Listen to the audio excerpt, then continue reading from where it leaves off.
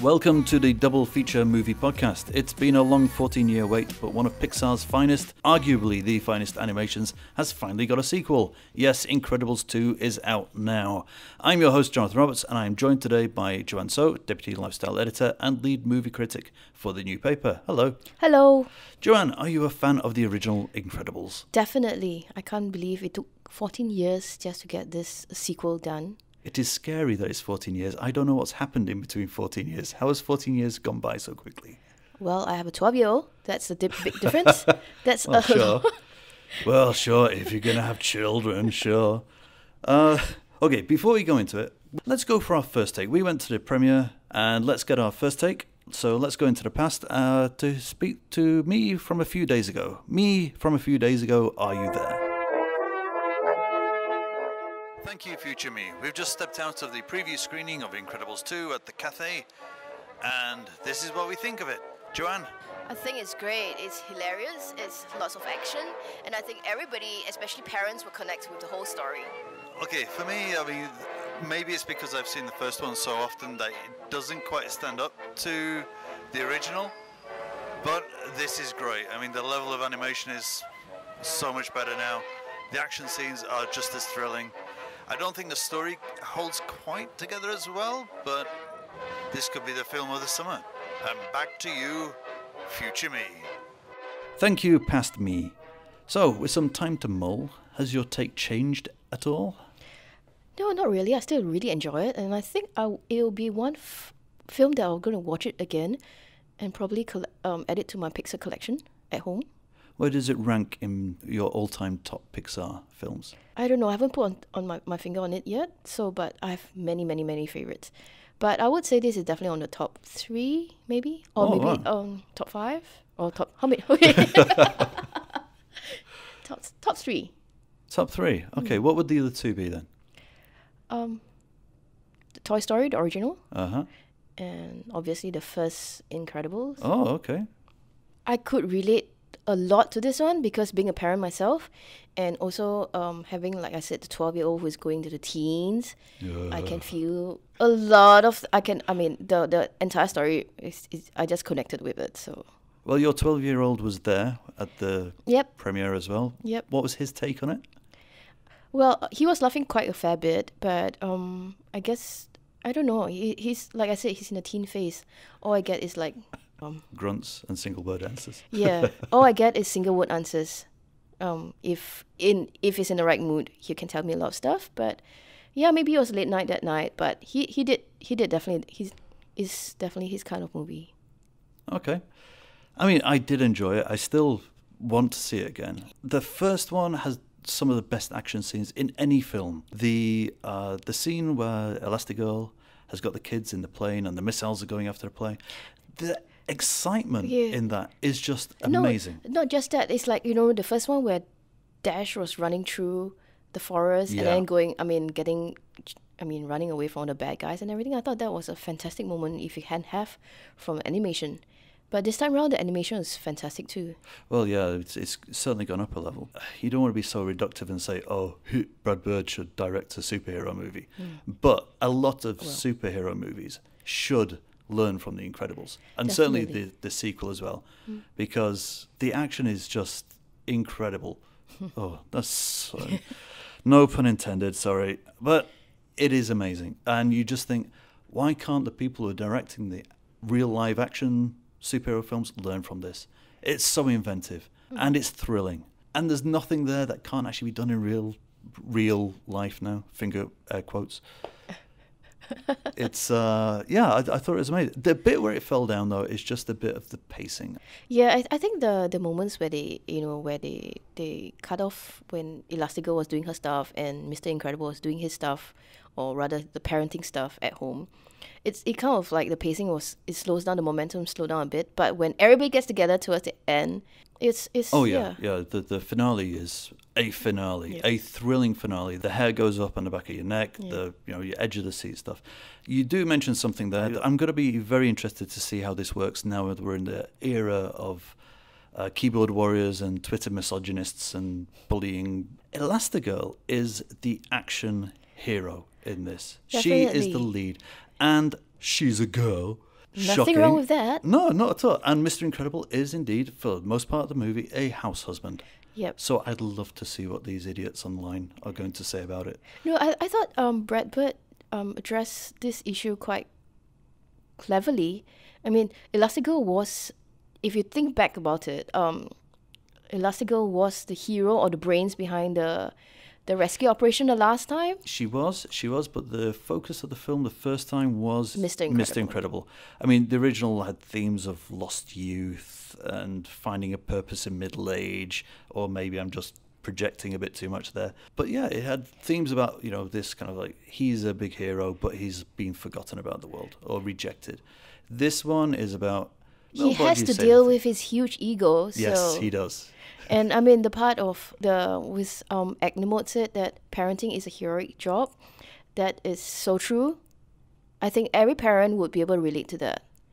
And especially from a mom, I guess. I'm not sure, but, multitasking seems to become part of the package deal. Yeah.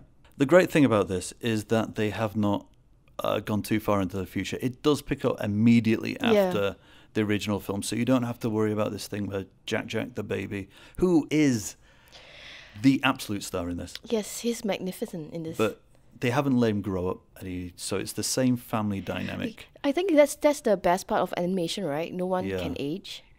Yeah, you just run the risk of having a voice actor go a bit older, a bit more flabby in the vocal cords. That's all. But yeah, it is great that you pick up immediately where it's left off, and so you're still dealing with Violet, the daughter, who has the invisible powers. She's dealing with being a teen, and indeed, first boyfriend woes. Dash is Dash. Not much change for Dash there, but yeah, the change in the family dynamic between Mr. Incredible becoming the house husband and Elastigirl suddenly getting a lot more adulation and praise.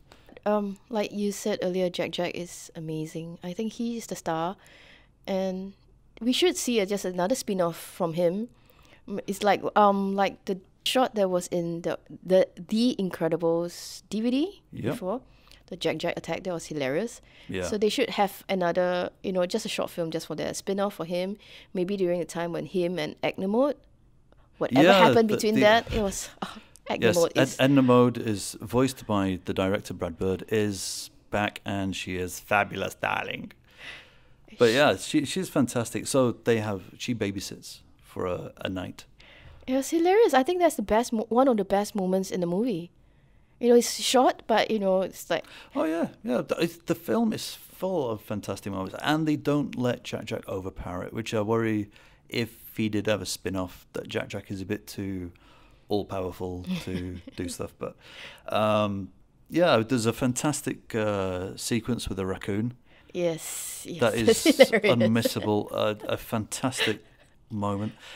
My only issue is that there's all these moments. I don't know. First viewing, it could be that I've watched The Incredibles so much that is now ingrained. It's almost like a Pavlov's dog response. I know that after this sequence, this is going to happen. It is now comfort food for me. It may be that this one takes a little bit more viewing before it fully comes together for me. Oh, not for me, but maybe because I've not watched the first one in years. Oh, for a while it was on a heavy rotation for me. Yeah. I think so too for a while, and then after that things come along. But yeah, I think it's like if you have not watched it, have not watched the original in a while, I think you'll definitely enjoy this one a lot. I think you can, whether you've watched the first one or not, I think you can definitely get into this. It's easily dive-intable. Yeah. The other stuff that is great, I mean, Michael Giacchino? His score is fantastic. The score is amazing.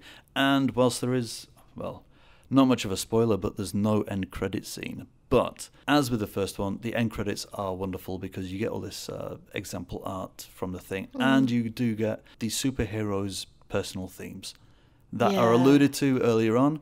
So when they were famous, they all had like their own theme songs. Theme songs, yes. And the Frozone one is well worth staying on for.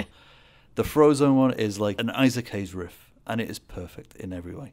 And of course, the big thing with this is the design. It's retro yet futuristic, and it's just so beautifully visualized on the screen. Yeah.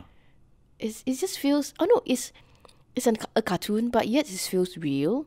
The level of animation now, there's some scenes in it that look real. Yeah, it's sometimes it's like, am I watching a live action movie or am I watching a cartoon? There's more nuance in the faces, there's a few more lines in the skin, and the lighting is just incredible. Oh, I've got to stop saying incredible. But what can I say? The Incredibles is incredible. Yes. See it once, see it twice. You'll probably need to see it a few times. If you got kids, you may well be seeing it 3,000 or 4,000 or 5,000 times. Yeah. I just hope that we don't have to wait so long for the next sequel. Oh, yeah, another 14 years. I may not be around by then. At the start of The Incredibles 2, there is a little short, as with all Pixar films. Not that I've seen that many Pixar films in the cinema, but there's this short called Bao. Yes, Bao. Bao, which is, I don't know, I think I'm of a mind where I've seen so many horror films that I didn't know what to make of it. I thought it was sinister. To give it some context, the story is a middle-aged Asian housewife suddenly makes some... Dumpling, bao. Makes some dumplings and bao, and one of them suddenly comes to life. It sprouts a face. It starts to cry as she puts it in her mouth. She's shocked. And then it grows into a small bao baby, which she nurtures up into its teenage years.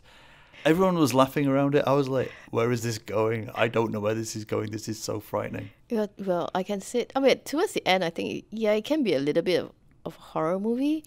But I think if you just take it as it is, it looks cute. The bao looks cute. How it grows up into, you can see I don't know. In the end, it's a heartwarming tale. Yeah, it is. It did come good in the end. But for a while there, I don't know. Maybe I've just seen too many Asian horror films. On the other side of Disney as well, we saw a trailer for The Nutcracker, an adaptation of the ballet, or as it's now called, The Nutcracker and the Four Realms. What did you make of that? I don't know. It felt a bit weird. It feels very Tim Burton-ish, very Alice in Wonderland-ish, but I'm not sure Which is not a good thing on my side of the And country. it reminded me of the other show, is this The Golden Compass? Oh, really? Yeah, I thought the girl reminded me. I'm Did not you? sure. Yeah, I don't know. The thought just came, to Okay. mind. But yeah, Well, Tim Burton, who you mentioned, he's not directing this one. It's Lasse Hallström. And Joe Johnston is also listed as a director. But Tim Burton is actually directing the live-action version of Dumbo, which has got Horror a movie? bit... I don't Freaky know. movie? Horrific to me. Tim Burton as a director has not been great for me for a few years. He's done Alice. He's done Willy Wonka and the Chocolate Factory. He's done... What else has he done? Is Johnny Depp in Dumbo? Colin Farrell is. Colin Farrell. Michael Keaton is, Oh, as a ringmaster, I believe. But the thing with Tim Burton is that whatever property he gets, whilst you just think, I'd love to see Alice in Wonderland in a Tim Burton style, what you actually get is Tim Burton foisting some other narrative in that wasn't needed and just ruins it. I don't know. I'm not holding out hope for that. It's Disney's live action things have not quite taken well. no, but the not Jungle Book grabbed me. was very good. I have not seen it, so You have I to will. watch it. It's. I mean the animation, the visualization, everything, and how it blends the live action and the CGI, everything together was pretty good. Very Okay. impressive. John Favreau. I shall check out Jon Favreau's Jungle Book then. In the meantime, do check out Incredibles 2, and do check out when we have a new edition of Double Feature, the movie podcast. We are now available on iTunes. We're available on SoundCloud. You can hear us on YouTube.